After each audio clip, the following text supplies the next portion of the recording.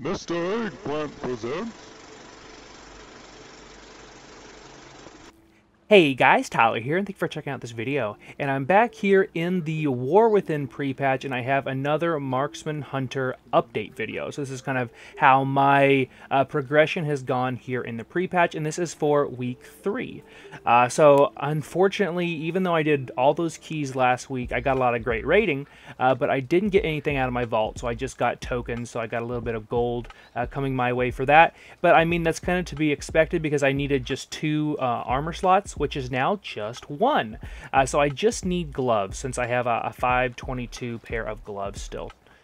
So maybe I'll fight Mythic Kazara or something if I absolutely need to. That's the easiest way to get Mythic Track gloves from Raid. It's the first boss from Abris after all.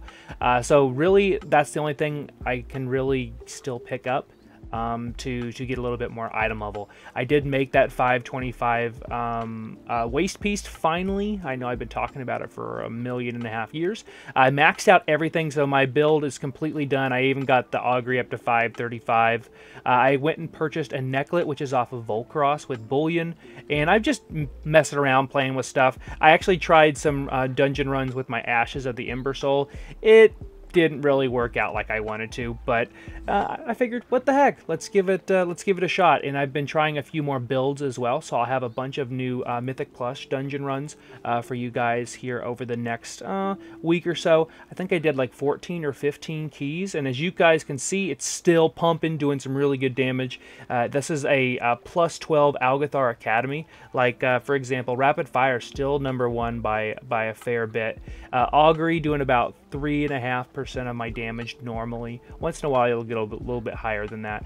I'd like to try doing a little bit different build with my trinkets and forego both of the trinkets I'm currently using just to try some stat sticks. Let's see what it looks like. I mean, it's either that or pick a couple of pieces of transmog I'm never going to use because you guys know me. I use the same one over and over. But we're still seeing some really, really good damage. And let's see, I did some other keys. I did like an Alderman 15. So don't kid yourself. Like we got some heavy hitters in some of these groups. We had a pug actually in this one, the Ret Paladin. But our resident Frost DK is putting in work. This was actually an Algathar 14 we did, so we both did over 870k DPS overall. So some really, really solid stuff. But really quick, let's go ahead and take a look at my Great Vault. So it's filled. So I have filled with the line that matters. So I have those 3 open options there, but I did manage to get my Mythic Plus to over 3,200. So I did fill the vault with 13s and higher. We have a plus 16 timed Brackenhide that we did this week. We did a 15 Alderman tonight, actually. I mean, you guys just saw the damage from that. And then we also 2-chested a ton of 14. So my lowest key that I've got on either side now is a 13, actually, excuse me, a 12. So maybe we'll try to clean those up next week just to see what this last week or so has in store for us here in the pre-patch. But again, 3206, that's actually the highest I've been in quite some time. So this was a credit to a lot of friends hanging out, wanting to push some keys and see what Marksman Hunter can really do. But how are you guys doing in the pre-patch? Have you continued to push keys? Are you trying new builds? I know that the build, I know I'm covering the screen partially, but I actually was just trying some different options. For example, what does it look like without Bulletstorm? What does it look like without light ammo? What does it look like without In the Rhythm, and so on and so forth, just to see how the field craft, so to speak, to see how Marksman Hunter feels.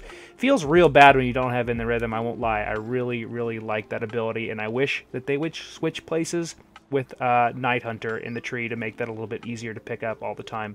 Killzone is still absolutely putting in work for us. That's probably going to change once we get into the War Within proper. But thank you guys so much for hanging out and subscribing to me here on YouTube. It's always a pleasure to chat with you guys down in the comment section and over on my live streams and that sort of thing. Speaking of live streams, I should be streaming once I get early access. I didn't pay to get early access, it just came with everything. So I'll probably be doing that here in like 10-ish days. But I hope you guys have a great rest of the pre-patch. We're going to be down quite some time tomorrow, so I think I have a Mythic Plus dungeon run to share with you guys, and maybe another Mage Tower.